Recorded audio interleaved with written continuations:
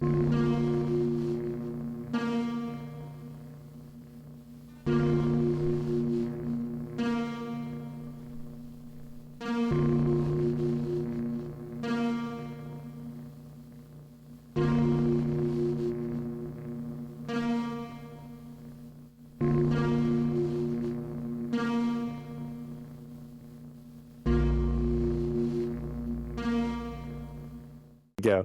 Hey everybody, welcome to Into Space.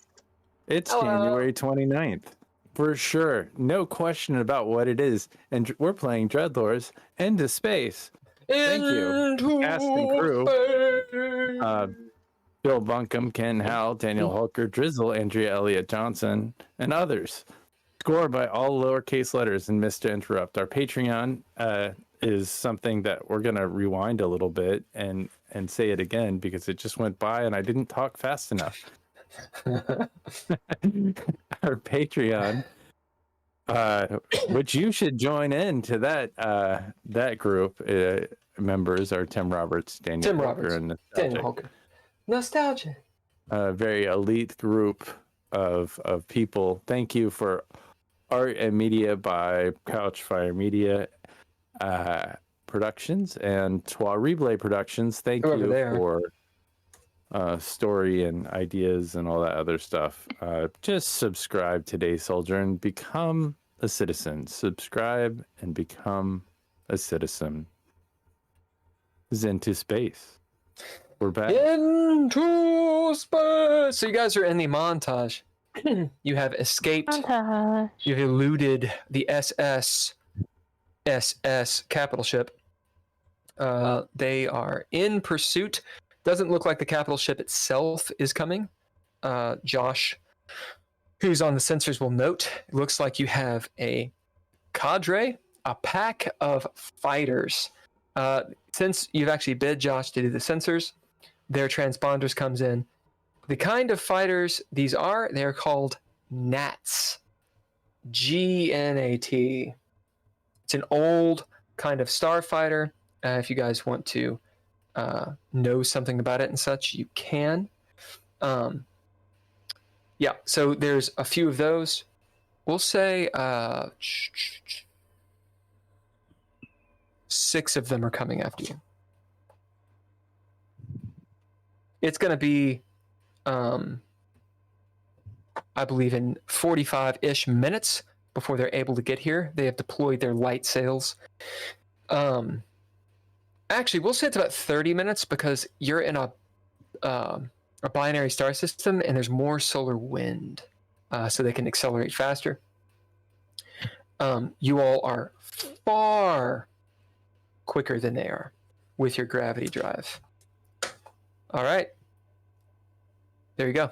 You got an icy planet off your back port side. You've got straight ahead 10 drive minutes, Novus Terra.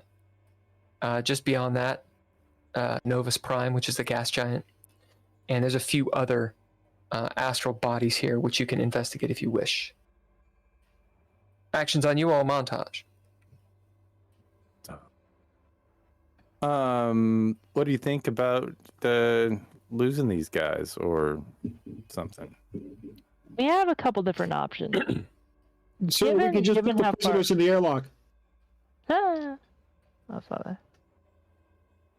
And open it. We could do that. We could do that. Gotta lose them.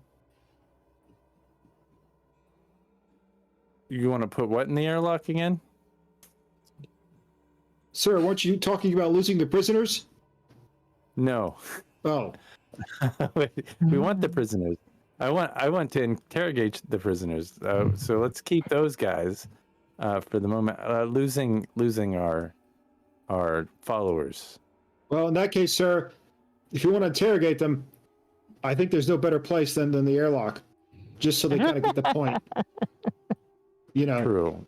I don't think these guys are on the same team, so I think that is certainly a real issue. So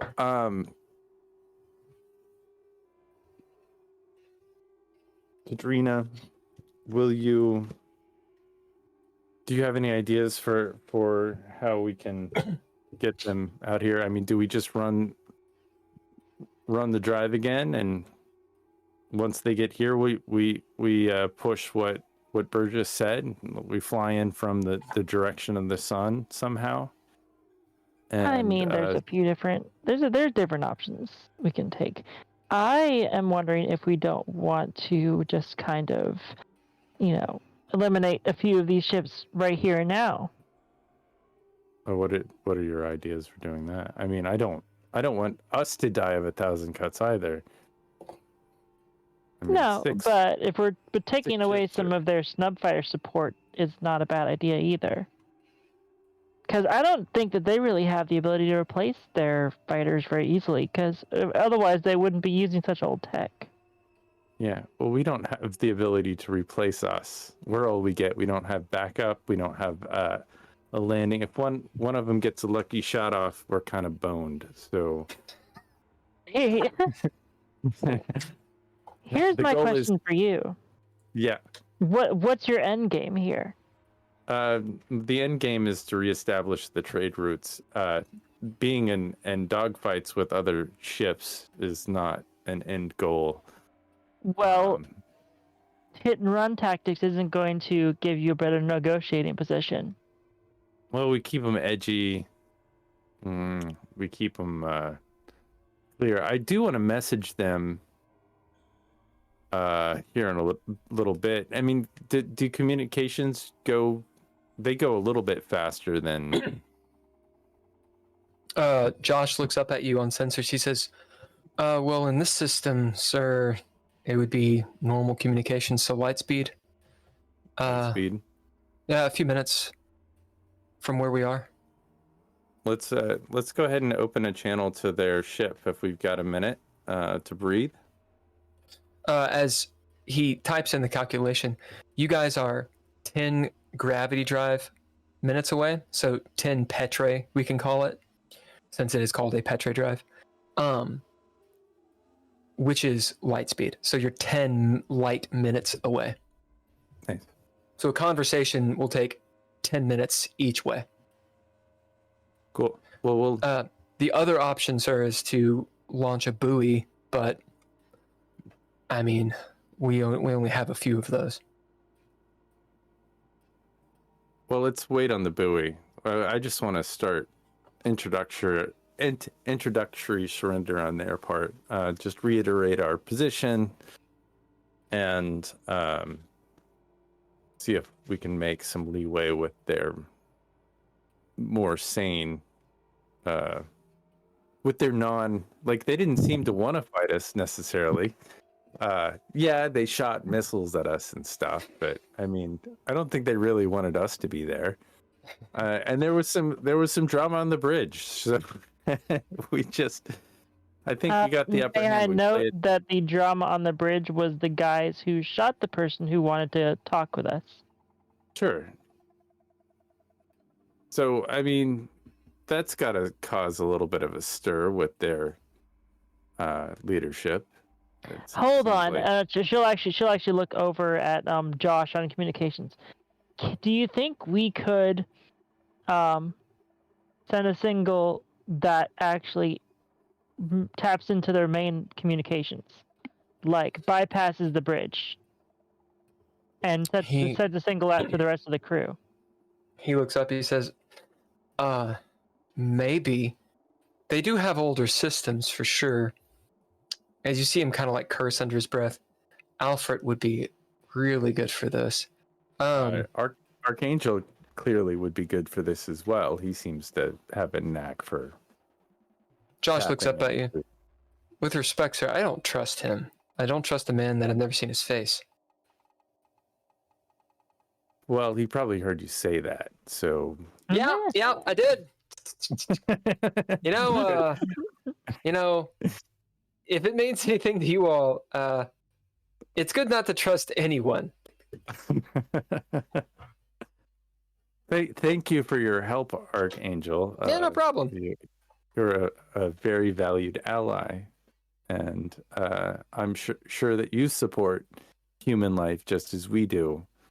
You saw what we're up against. They just shot their own. I mean, we don't do that. Uh-huh. Actually, Katrina will actually sort of look away when you say that, having seen what she saw.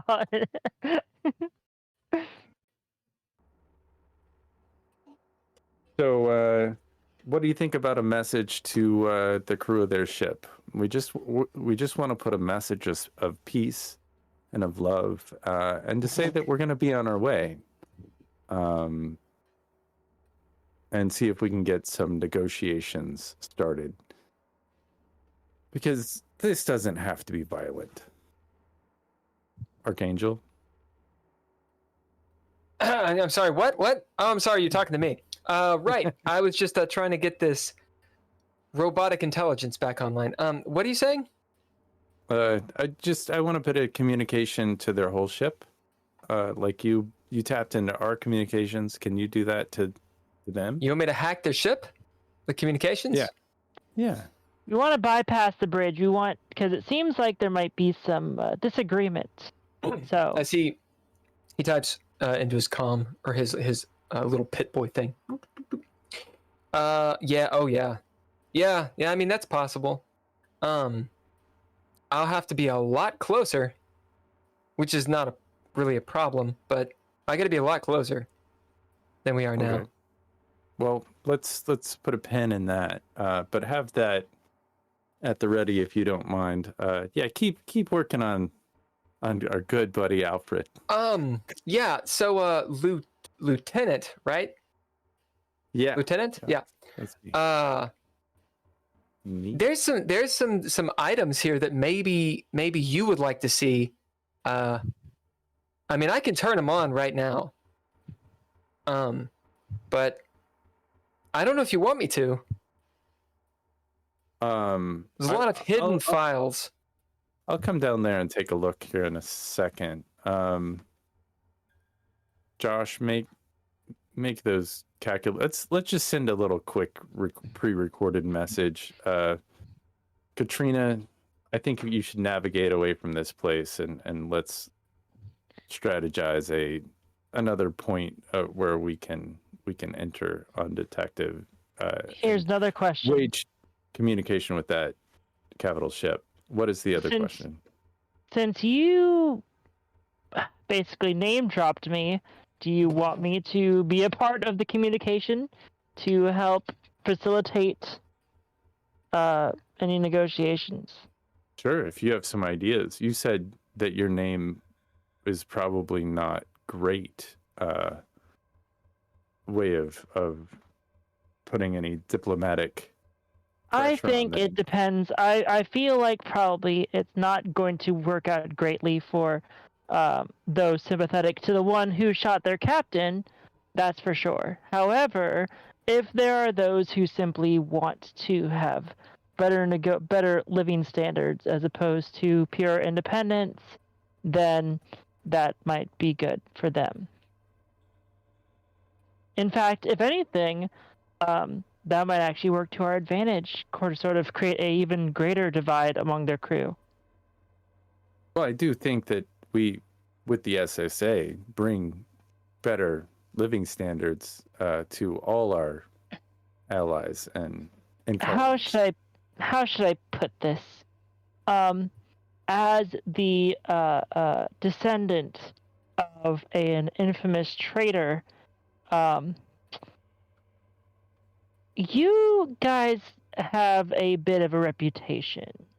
So, I mean, this is no offense, but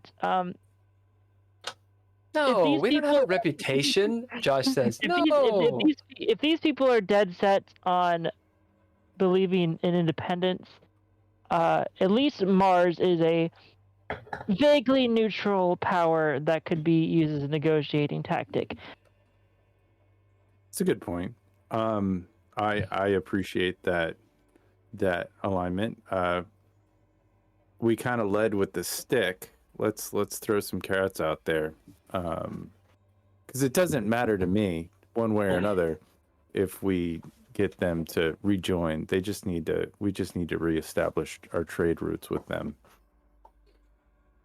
Holker, will you roll me a D6? This is a chaos die as Dole attempts to recharge your shields. E6. That's a 6. As you guys hear the thrum of the shields.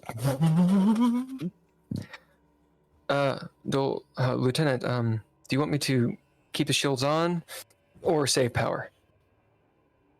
How far are they out? Josh looks up. Looks like about 25 minutes.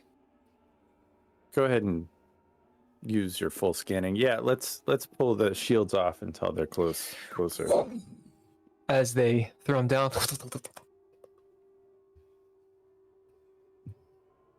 So that means our shields go back to 20. Yep, they are maxed out. They know where we are, so please feel free to do active scanning, Josh,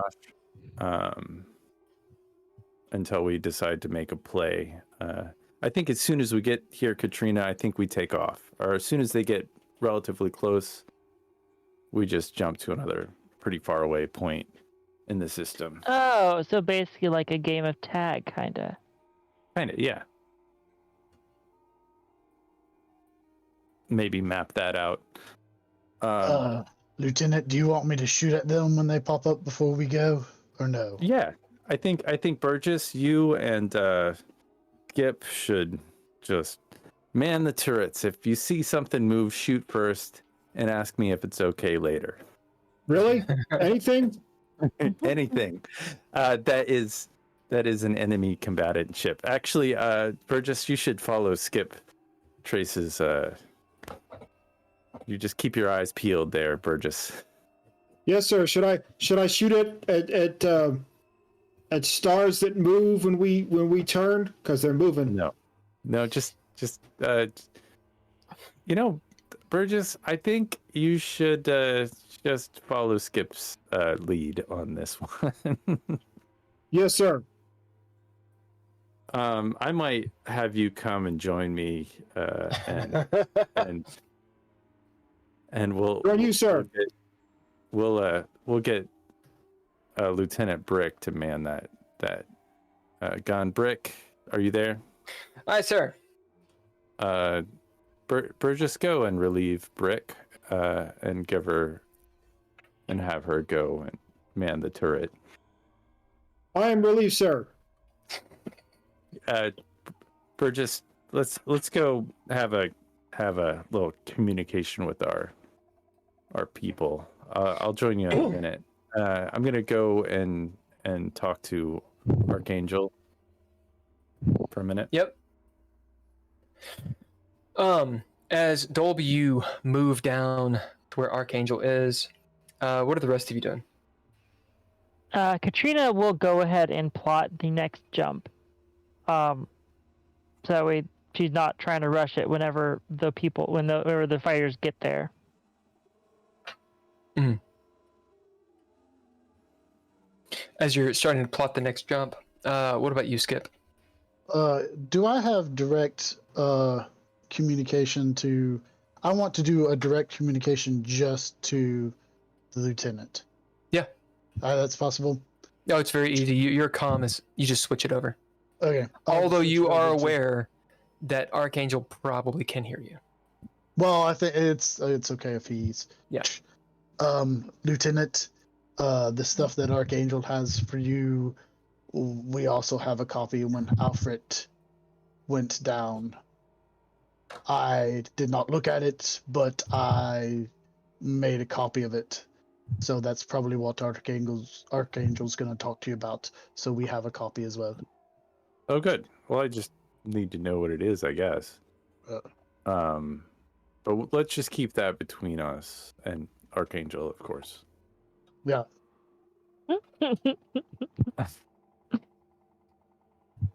All right. That happened while you were on the pirate ship. Oh, nice. Yep. Your shield rating is 25. It's not 20. My bad. Oh. Better. And I said you guys are scale 2, yes? Scale 1. Are we scale 2? You should be scale 2. Yeah, I thought On you the said shield. scale 2, but Yeah, it's scale 2. all right. And then they were scale 3. They are scale 3, yeah. Yeah, I just looked at the wrong numbers. I was going to say, our ship is weaker than I thought it was. Yeah, yeah. Is that still 2d4 or is that higher? At a skill 2. For your shields,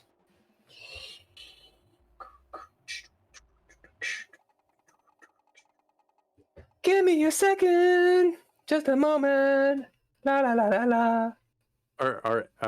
The AI that is running in the background is Yeah. processing like upgrades on our Right. Oh, you're unlocking shit. It's like a video game. Holy shit.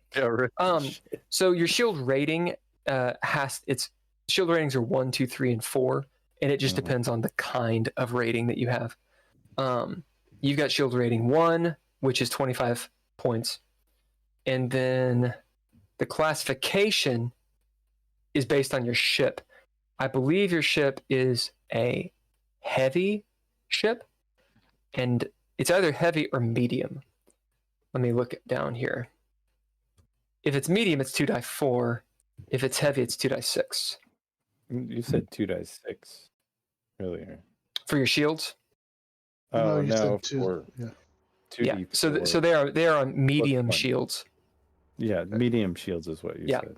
So that's 2d4 plus 1. Now shields can be upgraded. You can upgrade all that stuff. Yes.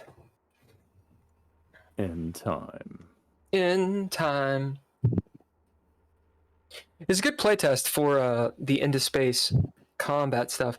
I see that it's a little bit more crunchy than I really want it to be, but if you do the space combat enough, then it'll become obvious, because it's essentially an extra character sheet for your ship.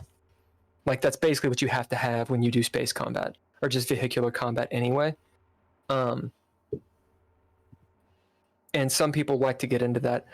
I have simplified rules for if you just kind of want to make it more about the player actions, and then it's like, okay, and you deal this much damage, and this is how much, like, you don't have to get granular with all this stuff. Okay, there's the montage. Dolby, you walk down to where Archangel is.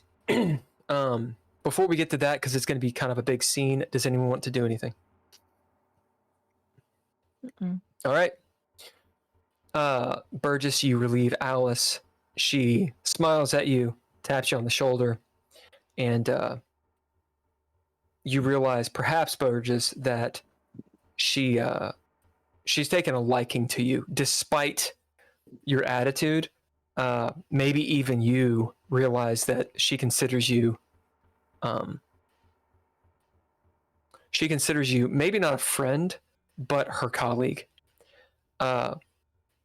Since this is the montage, you don't have to bid or any of that stuff, but you are possibly more than anyone very aware of how much time has passed because of the cryosleep. And you've seen this happen to a lot of people, where it dawns on them that they're really far away from home, and everyone that they knew at the least is going to be like 20 years older. You might realize that Alice is realizing that you guys are the closest thing to family and friends that she has. However you want to take that as Burgess, that's something that does cross your mind, and I think it makes sense for Burgess to understand it.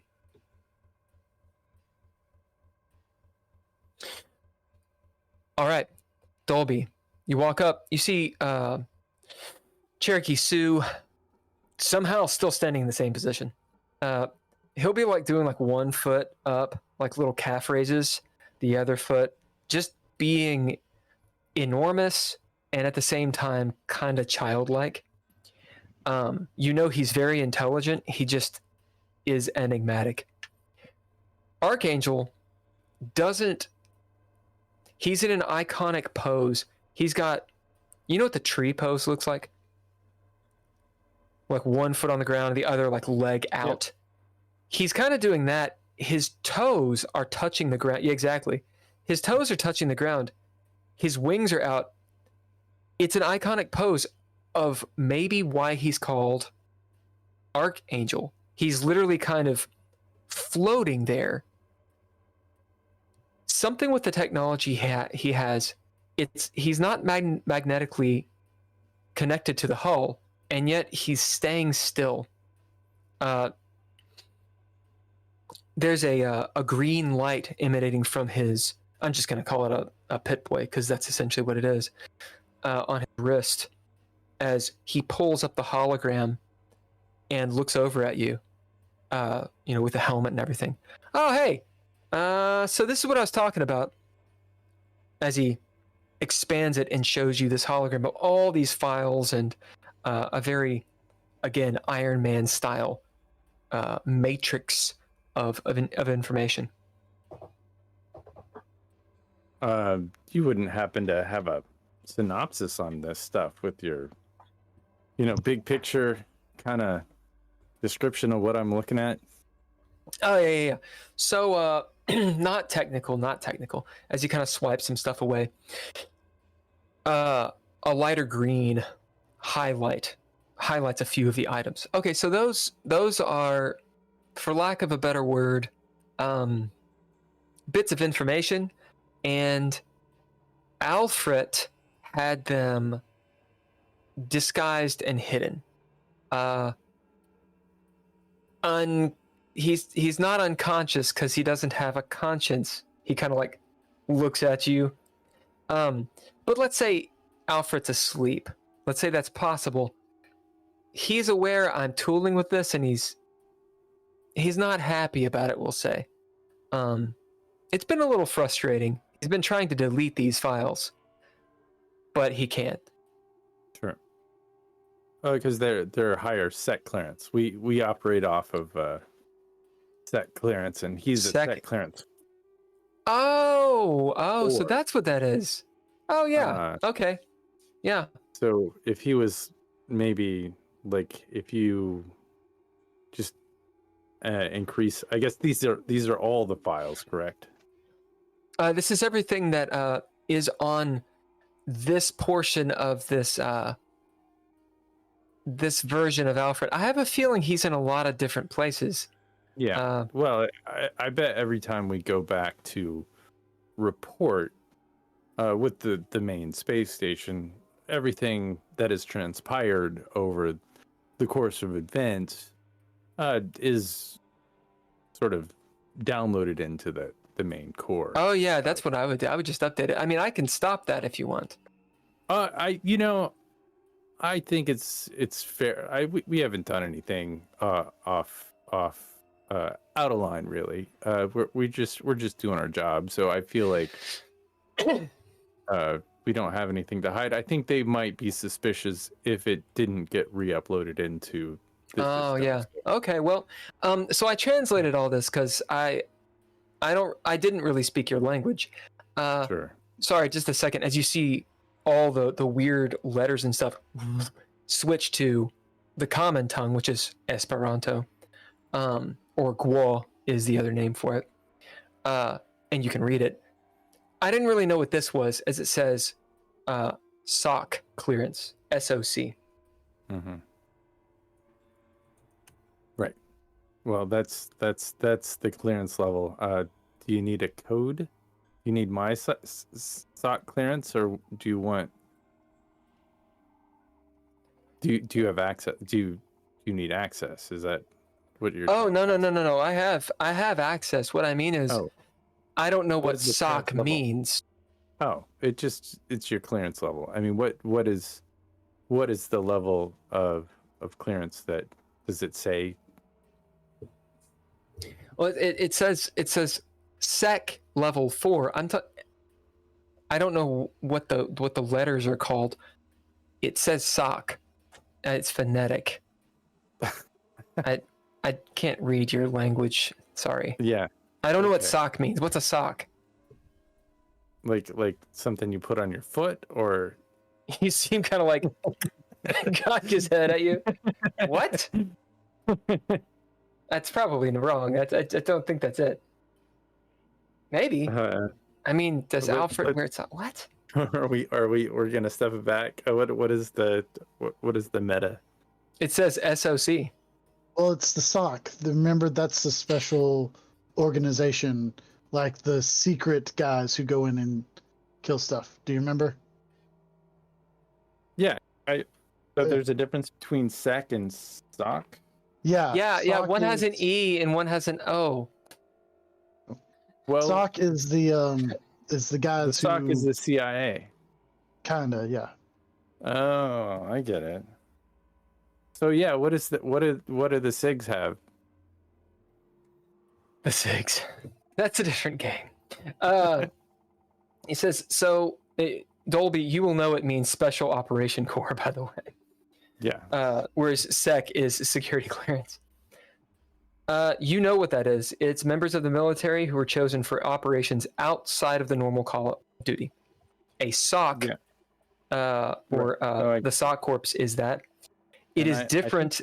It is different than an operative. An operative is called a vidantoi, which is the rumored security of the military. SOC means it's special forces.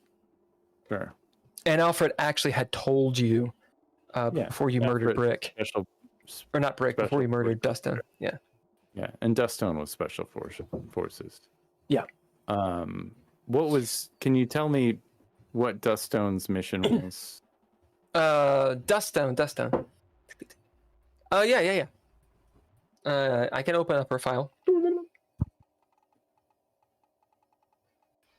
Give me a second.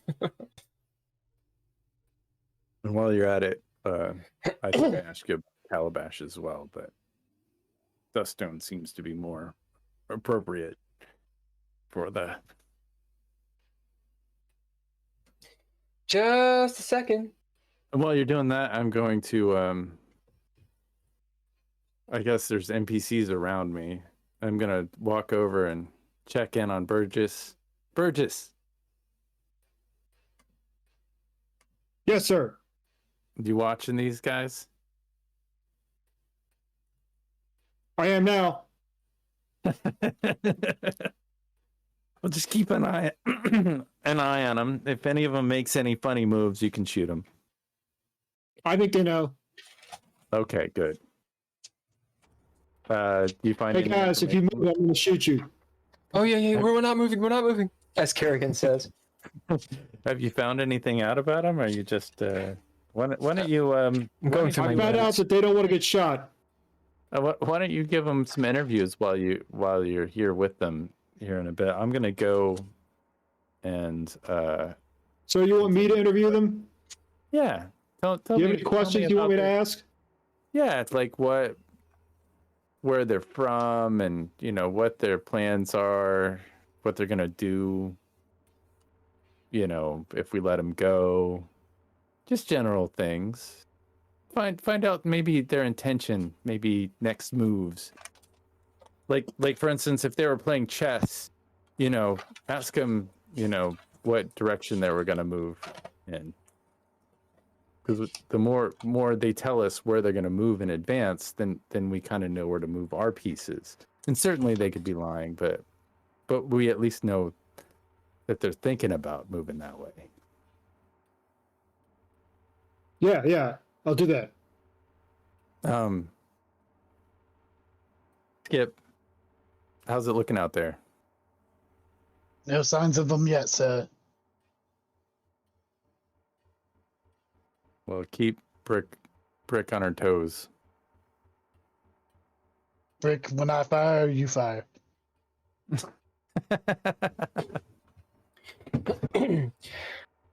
As Archangel, that was funny.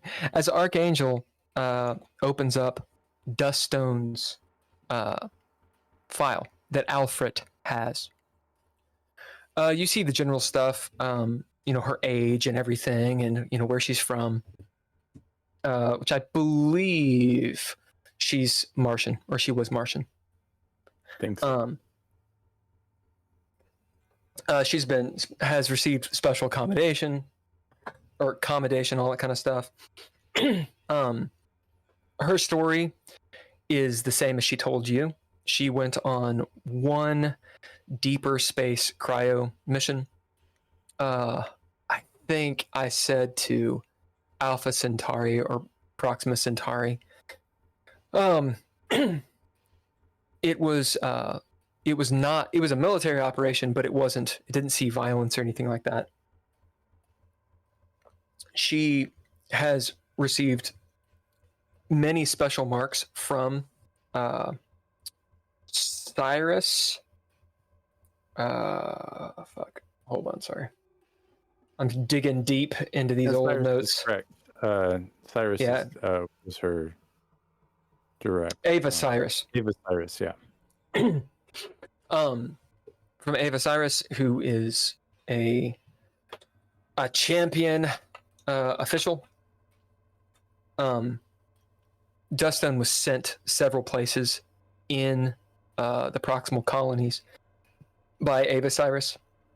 All in all, she spent around 5 or 6 years in cryosleep, not too long, on several different shorter missions and such.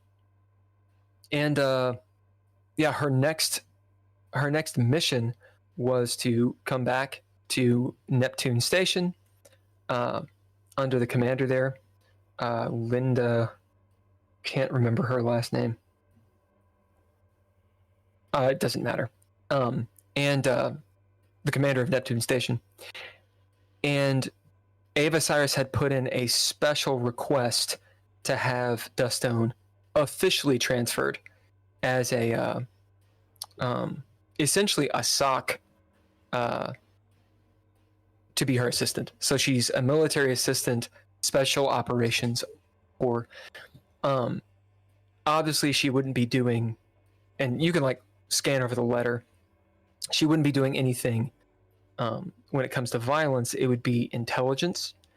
And it does seem a little odd because Dustone has proven herself to be very capable in so much as tactics, strategy, but she's been used for basically diplomacy, a kind of military diplomacy type thing.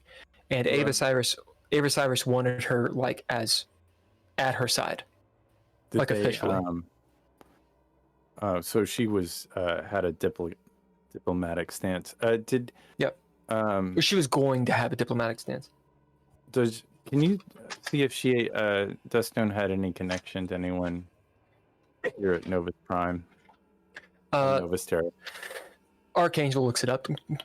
It doesn't look like she'd ever been out this way.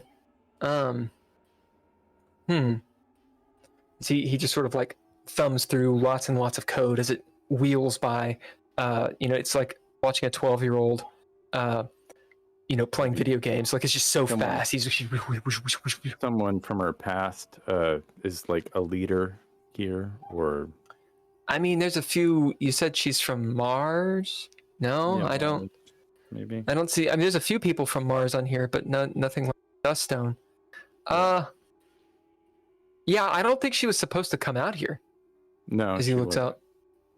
Oh, well. No, it says here, as he sounds it out, because he can't read it. He's just sounding it out phonetically. It says here that she was going to go with this Ava Cyrus lady. And it's kind of strange. So there's some video surveillance of her. Do you want me to open that video up? Yes, I do. As you do.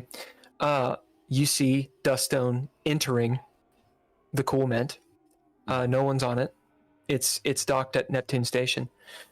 And she has this device she's holding. It's some sort of scanner as she's scanning the Coolment. And Archangel will fast forward it as she scans the whole ship, does some telemetry. She has a conversation with Alfred. This is just video. And then she leaves.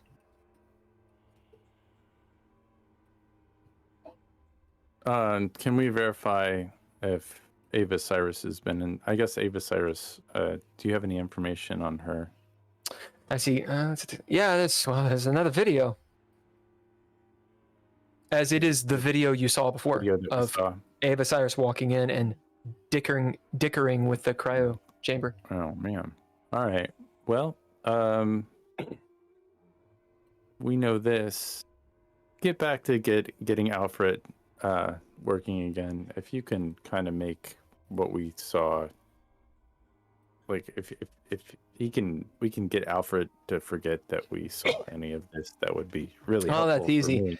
As you see, like some lines of code just go ding, ding, ding, ding, ding, and then like a frowny face. As Archangel will sit there, and since we're in the montage, it's fun. He says, "Well, there's something a little weird about all this. I mean, I don't know your all's politics, but I don't know why Alfred would hide this information." Oh, I can tell you why. Ava Cyrus, or someone who looks like Ava Cyrus, in that video, what she was doing is making our cryo beds not functional. So we would. He kind of looks at you. Crew member in transit. I'm not sure which one of us, but I think it was pretty random.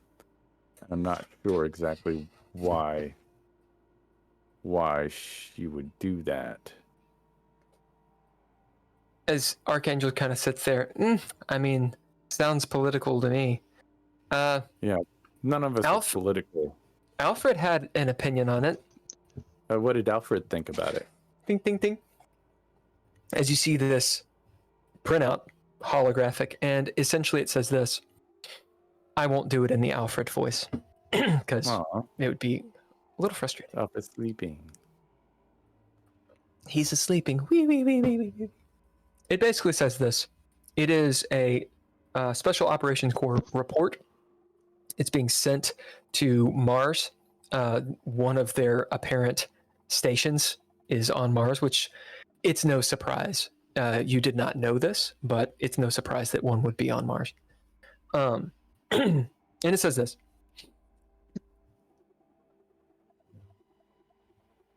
Ava Cyrus, the evidence is mounting that she is, at best,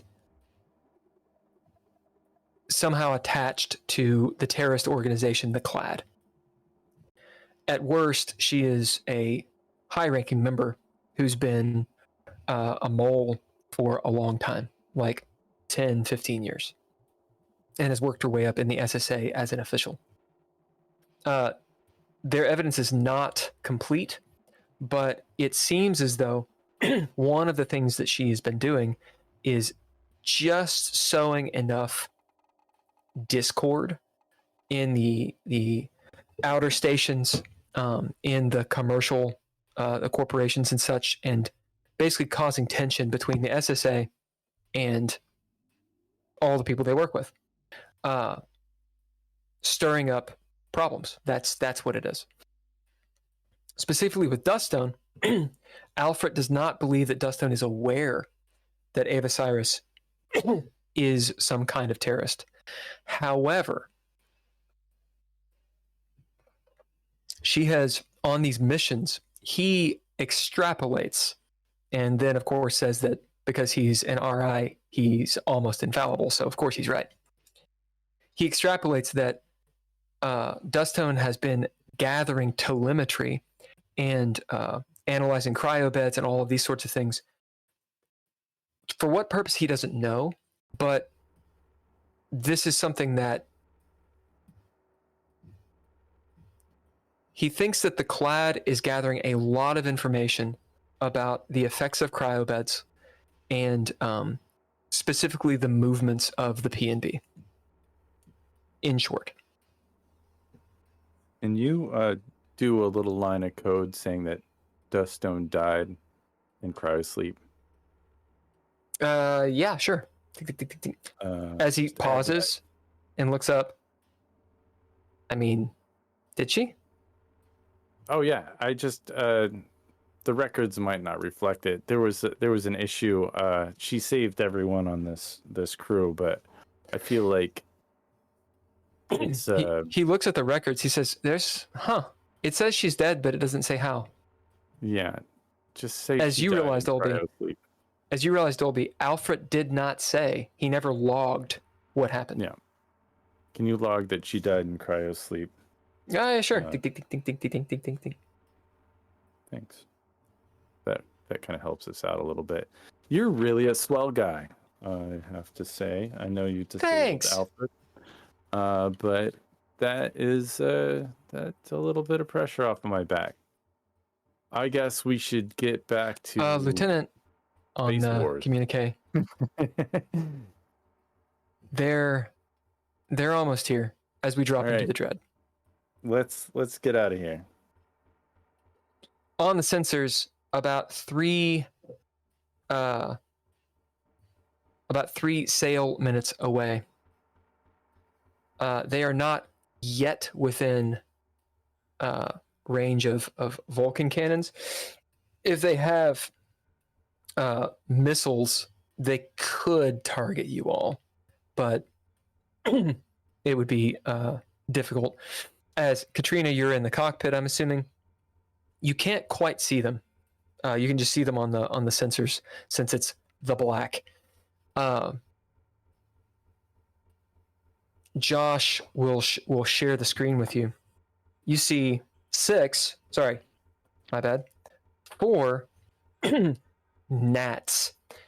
They essentially look like starfighters. Like, think of like F-16 style starfighters or something out of BSG. There are 2 smaller ships. You have seen one of these before, as they pop up on the sensors as rams. They look like bullets that have a big ram with a pointy end on the end of them. And they're much smaller. Interesting. So, I guess we still want to just jump out of here, don't we? Yeah, I think we just cut and run. I mean, P&B cool mint. oh, I'll respond. Yeah. Hey. Oh, I didn't see you there. What's going on, guys? We are the new order of Confucius Oh yeah. at Sounds like Novus Terra. Bizarre love triangle you've got yourself into. You have attacked one of our capital ships. You will be brought to justice. You I'm will done. surrender or be destroyed. Oh, that's my line. As you hear Josh go, 2 minutes, But also, and you see the rocket. I think that you guys are mistaken. We're not here for a fight. We're just here to do some diplomacy. Thanks for stopping by. SSA diplomacy. We know. As Katrina, you do see 4 rockets headed your way. They are anytime 2 minutes away. Whenever you're ready, whenever's appropriate. I feel like you're the pilot, but I think we should go. They expended their rockets. Dole says, Lieutenant, do you want me to raise shields or? Yeah, let's raise shields, but let's get out of here before they get to us. All right, the action is on you guys. It is player turn. I will go ahead and start firing at the rockets. Are the rockets within cannon range Not yet. Not Not yet. yet. Okay. Yeah, The rockets have. Go on, sorry.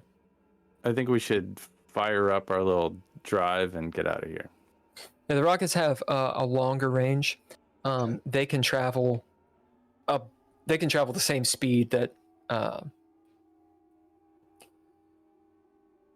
They're traveling at the same speed as the starfighters, and obviously they travel faster than them. If we don't jump, I will fire at them. Okay. Yeah, Katrina is jumping. All right. What do you bid to do this? And Cool where are cat. you going? Cat? I'm bidding Cool Cat, and she. I am. I came up with a jump coordinate that will. And again, it's hard for me to make sense of this without like actually seeing it to visualize it. But she'll have calculated a jump or a series of jumps if necessary to put us on the backside of the gas giant that the moon is orbiting. Okay. Yep. Yeah, you'll need to course correct a little bit because the gravity drive pretty much goes in a straight line. And you're not going through hyperspace, you're just bending space and moving. You're warping is essentially what you're doing. Like sliding around and in that way are able to achieve light speed. You're actually only going a quarter light speed though. Does that make sense? Like you're cutting a shortcut. That's how it's working. Gotcha. Yeah. All right. As you bid Cool Cat, you'll need a throwdown for this. Threshold to is 2. To have your desired outcome. Before you throw down, roll that chaos die. See if your gravity drive rocks and rolls. Did you get a 1? I'm gonna use a movement. As with a false start. Proficiency. That one was not a 1. That was a 3. As for a moment, all the lights go out and they flicker. Archangel looks up. What happened? As you kick off, your in gravity slip. We'll see if you get where you want to go. Yeah, I sure do. That would be okay. Hold on, I'm gonna math this. That's 4 successes. Oh yeah, so you get a narrative point.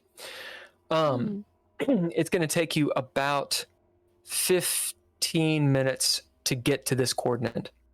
Okay, so with the narrative point, I'm going to go ahead and say, if it works for you, that the moon is actually on the exact opposite side of the gas giant than we were. Sure. You mean you want to move the moon instead of it being down below you? Essentially, yeah. So you want to... We're jumping. Yeah, like we happen to get... Yeah, we got lucky that the moon's in like... Well, the capital ship will be in orbit of the moon. Yeah. Right? So, like wherever the moon is around the planet, you're going to be going to where the capital ship is if you go to the moon.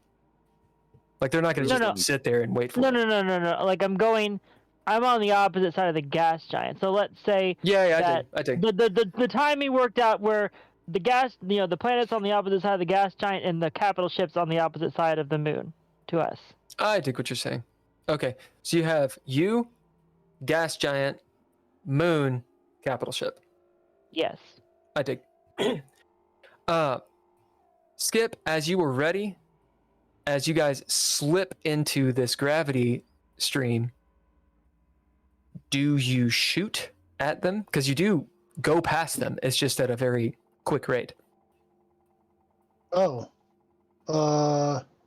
Yeah, if we go past them, I will shoot. Yeah, you're just moving. You're not at light speed yet.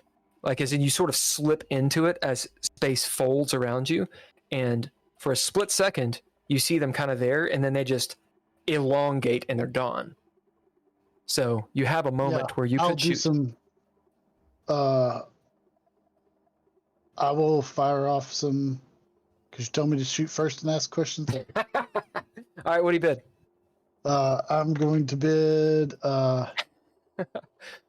Your rock does not work. It doesn't. My rock doesn't work. Tactical. Interesting. That is 3 successes, and I get the trait back. Nice. Goddamn. 10. All right, the threshold to hit them, these guys, is 3. So you hit it on the head. As you raise up the Vulcan gun, you see the nose as, again, the thunder of it. As you slip into this gravity stream, you see all of what you're seeing. You're moving past. You're moving at the same rate as light, basically. So it kind of does the Zoom call thing where it freezes, right? And elongates, just spaghettifies up in front of you as roll damage. Point of mechanics. Does the rolling a 10 only count on the D10? No. 10 up 10. gives you flare. Yeah. Okay, so good. Yeah. Okay, well in that case, if did get, so I will take that back. Yeah, that D12 is really good. Do what? 10 damage. Goddamn. And you guys are scale 2, correct? Yeah. So that means you deal double damage because these are scale 1. So it's 20 damage. 2d6 plus 1. All right, so we're gonna see if you popped one. They do have shields. Hulker, tell me high or low, and roll a d12, and that'll determine if they had their shields up because they were not expecting you to be in gun range. Do you want me to call it and then roll it, or? Yep. All right. Yep, and whatever high. you call. If it's good for you, then it's good for you guys. I'm gonna call high. Yep. That's a 1. All right, so they do have their shields up. Dolby, would you like to roll 2d4 plus I 1? would like to roll 2d4, but I only have 1d4, so I have to roll it twice. My that is 3, 4. 4? 4. So it absorbs 4 of the 20 damage as some of the explosive rounds are shunted off this gnat's shields, but 16 of them go through the shields, and it has 10 vitality.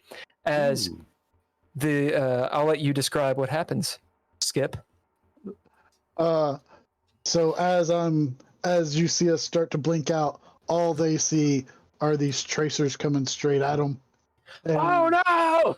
And it hits them, and they're like, at first, they're like, okay, because it goes, and they see it bounce off, and then all of a sudden it just starts ripping through, and it explodes. The guy's like, go, go, go, go, go, go. Yeah. Yeah, he is vaporized within his cockpit, and his cock, and his...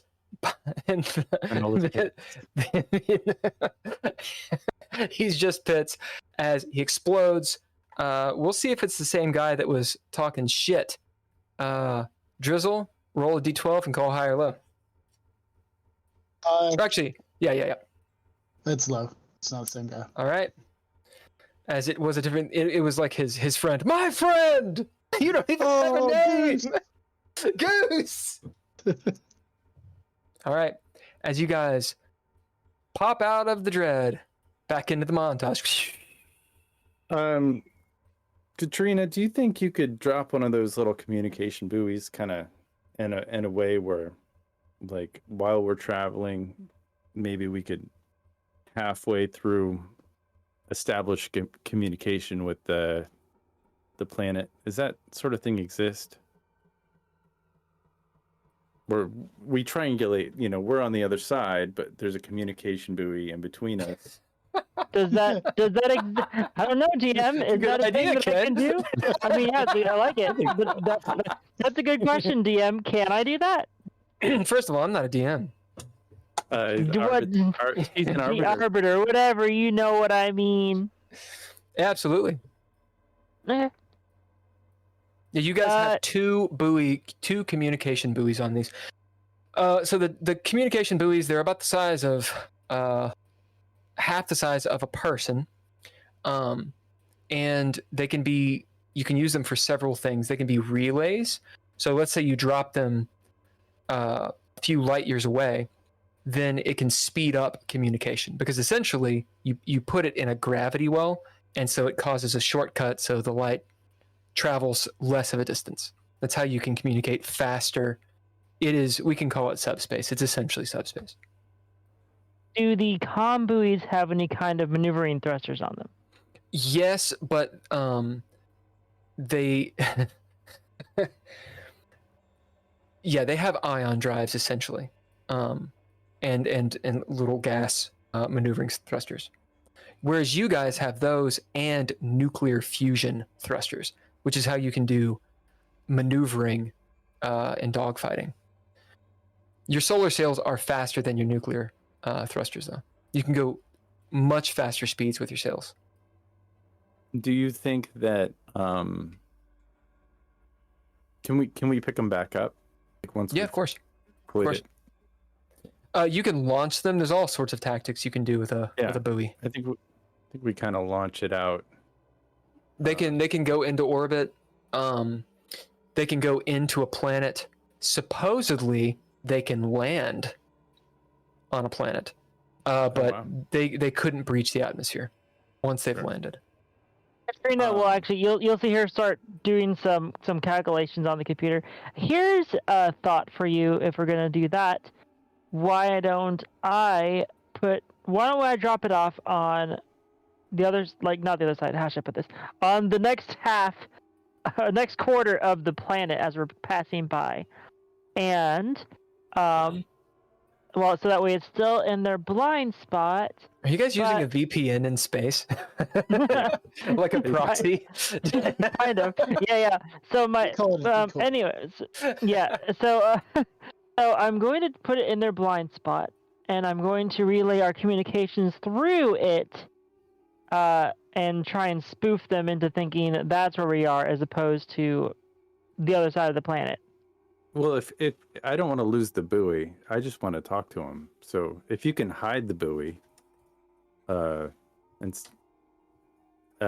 like make it hard for them to like maybe drop it nearer to the sun, but just so like because we won't be able to communicate directly with them through the sun, I don't think. So this is just to have a because they'll take our buoy. Oh, I don't want to give them our buoy. Well, we already know that the capital ship probably isn't going to come out. Yeah, it's true. I want a dialogue where they don't know where we are. I think this will work. Yeah. Okay. And again, this is me trying to describe my thinking to you without actual visual aids. Katrina would have visual aids that she would be pulling up. Well, it's actually in your favor because in this way, it's what do you want to happen, and we let your bid and the threshold handle the actual logistics. Fair. Yeah. Sorry, as someone who's really like a geek about space stuff. Oh, I get it. This is so hard. It's just it's so fucking complicated. Like the geometry of orbit is so complicated. We don't need to get into it. It's cool, but there's no reason to get into it. Also, you're not really playing a character at that point. You're playing yourself funneled through a character, and it's like that's not what I'd never do such a thing. Yeah, it's like someone who like talks about guns. They're like, well, technically, this gun. Like it's a space gun, you guys. Never done anything like that before either. BFG. All right, so the BFG 9000, as you guys scoot around a few jumps, and you find yourself on the opposite side of Novus Prime, the gas giant. In typical Star Trek fashion, your sensors are confused by the magnetic poles, which is kind of the whole idea here. You're hiding in a bit of a blind spot. Last you saw, Josh looks up, he says, it's essentially as you described, Katrina, as you wanted. The capital ship is exactly where you wanted it to be, as is the moon. You're not in a straight line, but effectively you are. Do I need to make a bid to have dropped off the buoy where I wanted it to? Yeah, where do you want the buoy? Basically, if we're if the capital ship is here and we're here, I'd want the buoy like over here. Yeah, it's like on the next quarter of the planet. Yeah. So the issue that you're going to have has to do with the orbit of the capital ship is orbiting the moon, which is orbiting the gas giant. You guys are orbiting the gas giant, making sure that you're locked and locked with the moon, right? So you're never encountering the moon is the idea. Yeah. See, this gets super fucking complicated because technically you are moving around faster.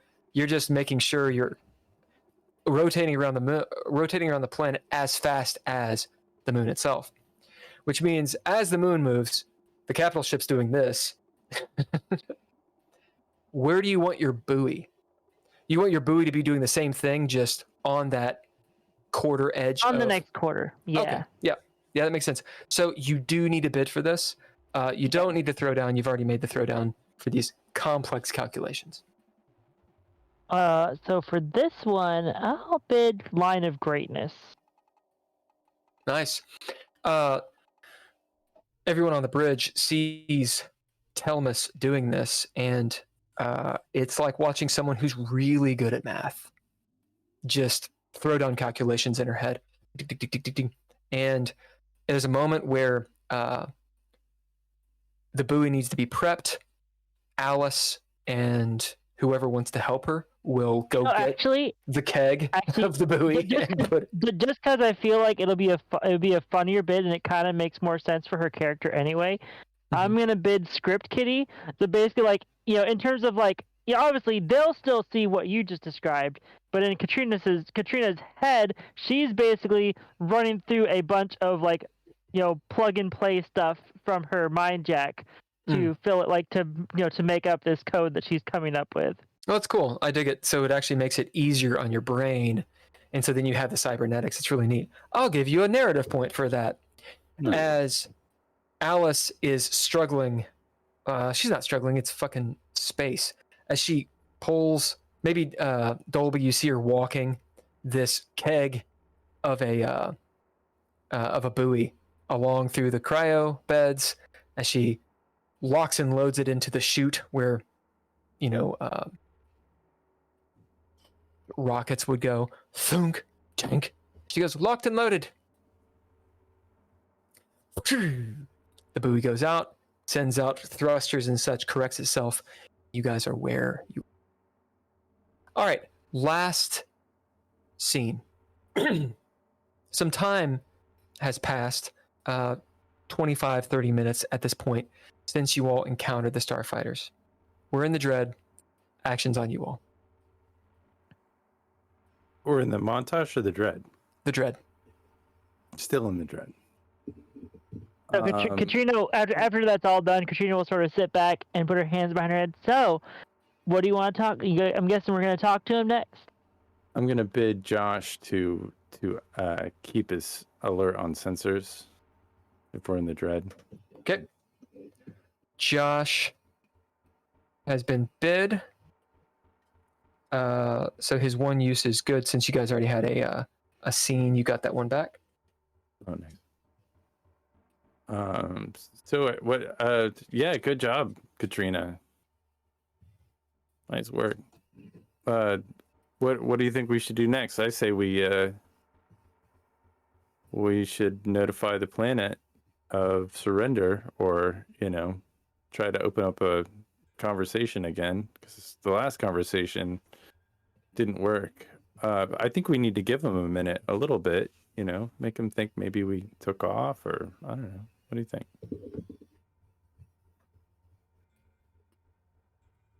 Are you asking me, sir? No. Alice looks over. I'm not asking you, Alice. I like to think out loud sometimes. Cherokee will say, well, I mean, Dolby is what he calls you. Dolby. Hey, Dolby. Shouldn't we just land?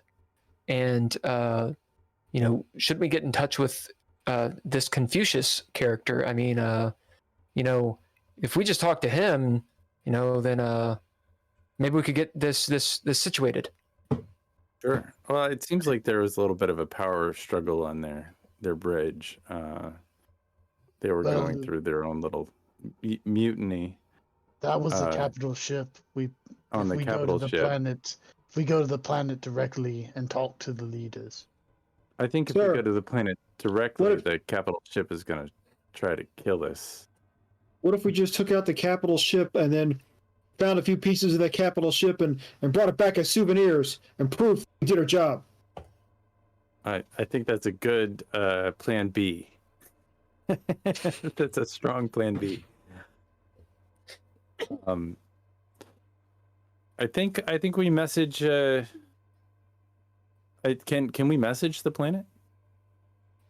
Josh looks up. Yeah, of course. I don't know if they listened to it, but or we could message. I think we just open the frequency and message. Well, everybody. A broadcast. Yeah. Why don't we just? He switches it to broadcast mode. All right. As he taps into the buoy. Cutscene, the buoy, its antenna point to you guys, and then lights up. Katrina will actually look over at Dolby. Do you want me to handle this for a moment? Just since I guess hopefully one of the talking points would be that I can negotiate. I think we both better trade deal. Let me open it up, and then I'll let you add your part. I'm going to do the greeting, say hello, everybody, we're here. And then, actually, you have a good point. I said hello last time, and we started shooting each other. Maybe a softer touch to the populace would be good. It allows for the leaders of this community to save face when they're going to bow to us. So yeah, no, I think we do what your idea is. If you want to wing it, maybe you should tell me what you want to say first. Well, I'm simply going to negotiate with the planet on behalf of Mars as a neutral third party, and on behalf of Telmar Shipping, which my family owns, to help negotiate better terms for their product to be delivered. That's great. All right, let's go with that. The button's right there. Katrina will sort of, you'll see her put her hands on top of her head and she centers herself. And she lets go and presses the button. As you press the button, cutscene, the buoy directs towards the planet as Josh tools around on the sensors, giving the buoy the telemetry for the settlement, or the main settlement on the planet. The comms open. It is a broadcast that just sends, anyone listening could hear it, but anyone in this sector is not going to hear it. Like, they have to be within the line of blast, if you will. There's some static at first as Josh cleans it up, and you hear as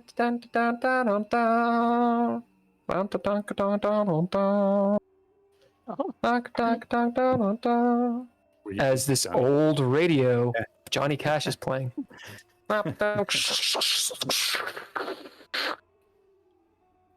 As Josh looks up at you and gives you the nod of you're on. This is Katrina Telmus, temporary crew member of the Clean Mint. Is it? Cool Mint. Cool Mint. And actually, that'll be part of the actual. That's all in it. That's all in it. Temporary crew member of the Cool Mint. I am the granddaughter of Arthurius Telmus, and current next in line as head of Telmar Shipping. I am empowered on behalf of my family to negotiate as a Martian leader for better terms and agreements in regards to establishing normalized trade relations with your settlement. Any who would wish to speak with me and open the dialogue for those negotiations to begin is welcome to do so. However, please understand that Prime Government has decided to send a warship, as you well know. My hope is that we can resolve this peacefully, because it would be good for you, and admittedly, it would be good for my family. However, I have no power to dictate what actions the Prime government makes in regards to a failure of trade relations to continue. What do you bid? Line of greatness for this one. Bidding line of greatness. There's a cutscene on the planet. Bit of a desert planet type thing. There's some very steel blue, brackish water off in the distance. There's this settlement that looks very communist, very blocky, old school colonies, white sandstone, bleached by the two suns. These bluish, or one is blue, one is actually orange. Zoom into this massive office. It's a third floor. Think of like a warehouse feel. Large windows that have tint all over them.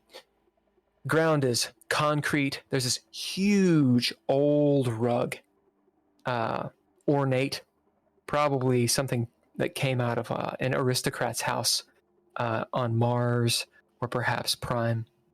This enormous wooden desk, also carted over 200 years ago when this colony was settled. There's some domes here and there that preserve wildlife and some flora, some trees and such. In this room, a man is sitting, leaning back in this massive, cushy chair. His feet, boots, are on the table. There's stationery over. There's some whiskey, like a whiskey globe, and all this kind of stuff. A big map behind him on the wall with tacks in it, showing the movements of something. There are a few other people in here, all military, scarred up, weathered from the sun. All of them in their 40s and 50s, men and women. The man sitting at the desk, he's got a little Che Guevara goatee, probably in his 40s. Very Soviet feel to him. He's got this duster on. There's a scar on his face. And he kind of has this laissez-faire attitude as he's holding some scotch, prized from Prime. As he's drinking some of it, this communicate, it almost looks like a box radio with antenna, comes to life, and your voice erupts from it as he spits out the scotch on the desk.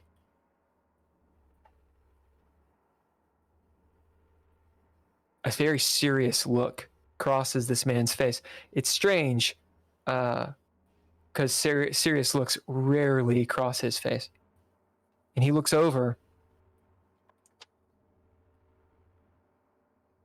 at Captain Jareth Gottfried of the Prime Marine Corps, sitting opposite him.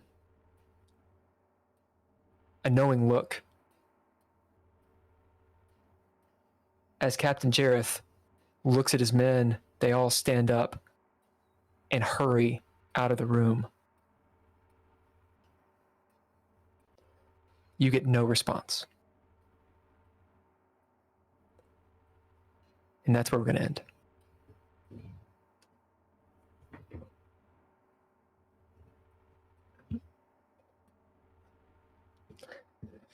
Into space!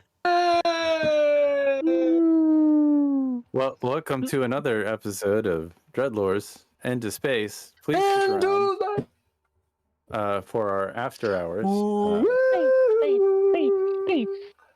where we discuss spaceship stuff and all the things that are going on inside the minds of our characters as we proceed in this space opera. DreadLore's Into Space is a group effort with a cast of Bill Bunkum, Ken Howl, Daniel Hulker, Drizzle, Andrea Elliott-Johnson, with the score by all lowercase letters and Mr. Interrupt. Our Patreon members are really our favorite people. Tim Roberts, Daniel Hulker, and Nostalgic. Please join our Patreon. Art media by Couchfire Media. Story elements and all that other stuff is by Twal Replay Productions. Subscribe today, soldier. Subscribe and become a citizen in our Into Space campaign. Stick around for After Hours. After Hours. Which is happening right now. All right, let's take a short break. Can you guys stay around for like 10, 15 minutes? No, I gotta go.